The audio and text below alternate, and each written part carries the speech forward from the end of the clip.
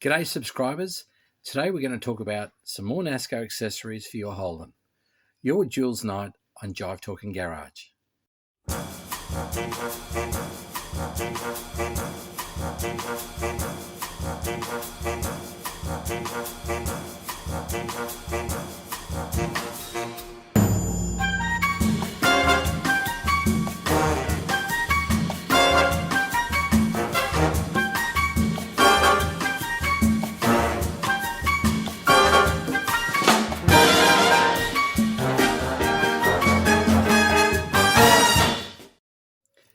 So we've had a bit of a delivery, and we'd sort of like to, show a bit of the things that we've been getting. Now, last week I talked about the heater core that I've bought and the different water pump that I'm going to need and the different thermostat housing and stuff like that. Whereas the one thing that I didn't have was the tap for the water pump, or the tap that goes into the head. So it's finally arrived. So we've got a little piece here. It's very similar to your arrangement on your on the bonnet catch, whereby they need a cable here, and it's connected into this piece that locks onto the cable itself, and this swivels and slides. So then that will allow the water to be opened and closed into this outlet. So it'll be a case of screwing into either the head or the water pump and then opening the valve, and then hot water will flow into the heater, and then it'll come back and go back into the thermostat housing or the head, wherever we put the fastener with the fitting in it. So that's what's happening with the heater pump. Now, one of the things that I've been looking out for quite a few years is a little Whisk Broom. So, part of the standard equipment, little Whisk Broom, give the floor a bit of a sweep if there's dust and dirt and whatever else. So, that's going to go into the FJ. Pretty glad I've got it. Thanks to Elvis.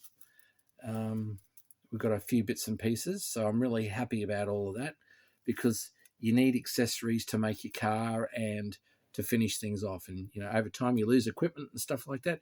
So it's a matter of finding things elsewhere through friends, which is why it's so important to have a bit of a network for you to be able to, get the parts back that you don't have. So I'll do a little bit of a comparison for this job, for this little item. But these are the commercial reflectors. So for an Army ute, or you could actually buy them through the Holden Accelerator magazines, they would sell them. They were screwed into the Army utes on the rear of the quarter panels. And it was a case of, in that instance, that was what was specified. They wanted a more heavy duty without chrome, and that's simply what it was. So nice little piece there. Whether I use them or not, I don't know, but like most things for me, they look good on my shelf. So that's the reflectors. Now for the back and the cargo area for my FJ, I'm going to have another one of these lights, so they connect into the power source when they actually make contact through the opening and closing of the boot. Now, I've shown at Jive Talking Garage the instructions and the illustration of how these work in a sedan, so that's all fine, but it's good to have a second one. Now, I realise with these items being from 1948 to 1956, 57, that they're not going to necessarily be pristine for everyone that you find. However, like a lot of NASCO accessories, there's two things. Firstly, what I found for me is I should be buying things when they come across my path, first thing. And secondly, good as money in the bank. Good as money in the bank. So that's really important. Okay, so a little bit more. I really liked this item, and this is a trouble light. So, you've got your connectors here up to your battery or your power, your positive and negative source. But when you actually look at the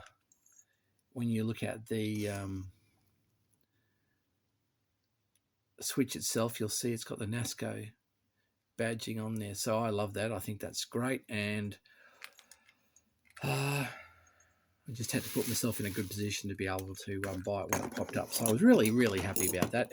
And my seller, terrific guy, made things nice and easy, and I made the buying experience nice and easy too.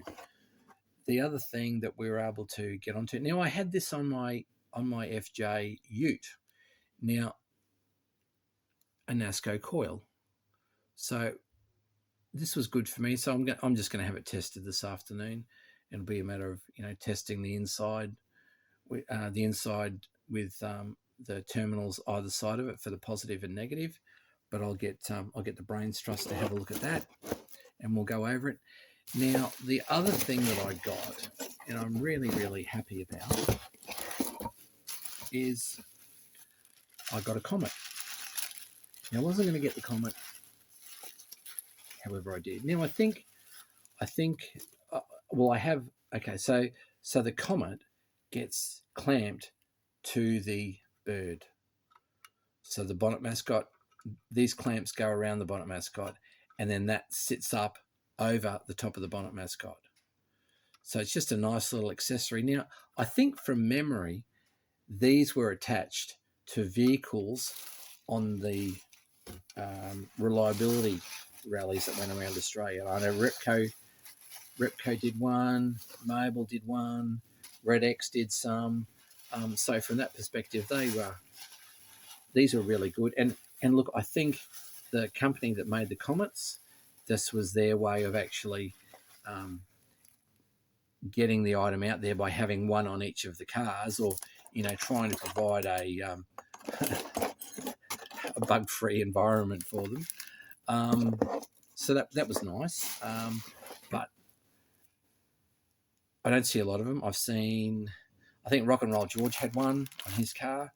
I've got a green one, and that's a nice red one. So I was going to put the red one on board, but the green one on board. But because I've got red and red accessories, well, I'm really happy to do that. Now the other little piece that I wanted to tell you about is my friends who have an Ocean Mist green panel van. There's lots of formulas. There's the 56 basic formula that has all the old tinters, the 84 formula, and then the De Beers 2002 formula. Well, the 1984 formula is really nice, and I gave it to the paint shop, and they sorted out a lot of paint degradation in it, and so they've I got this delivered on Friday. I got 4 litres of Valspar acrylic lacquer, so I'm super happy with the colour. So I've got 4 litres to start with, and when I get myself sorted into this new assignment that I'm doing at the moment, I'll probably get litres, another 2 cans, another 8 litres, so that'll give me 12. But that's what I've got going there. But for the apprentice, for his VL, so I'm going from an acrylic lacquer there where I can just use normal high fill undercoat, and then appropriate cover over it, and then put on some nice wet coats and get a gleam and a glistening off the paint. I wanted to talk about my son's car. So in Lachlan's case, he has a VL. Just giving a little shake, and I'm just going to show you the colour. Let's see if we can get the colour as we're opening up the can. Now I told them I just wanted to shoot it in acrylic, and what they've done is it's a nice burgundy colour or burgundy crimson, and it has a gold fleck in the colour. So it's going to be beautiful, to be quite truthful. But in speaking to the paint shop, and this is why you really need good relationships, they said to me, oh, well, you just don't use standard undercoat. You've actually got to use a ground coat. And if I went 2-pack, the ground coat was going to be red. It was a red undercoat and then red color. But because I'm doing lacquer, I've got to do a white undercoat. So you open the can and it actually is white. And then the crimson burgundy color with the gold fleck, you lay down the appropriate cover with that, appropriate accounts, appropriate coats over it, and then I need to hit it with the appropriate number of coats for clear over the top of it. So it's not quite clear over base, but pretty close.